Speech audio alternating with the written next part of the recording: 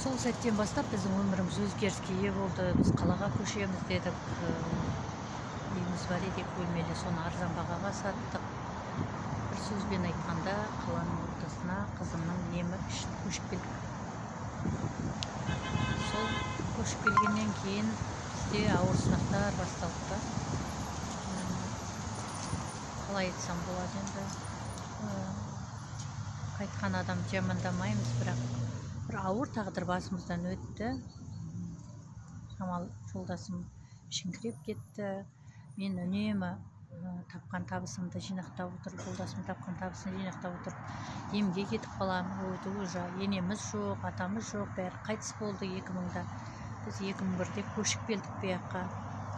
Сонымен осы жақта тұрып жаттық. Басымыздан ауыр жағдайлар өтті. Бұл жақта да баспаналы болдық, бірақ баспанамыз сатуға тура келіп кеткен. Қызымның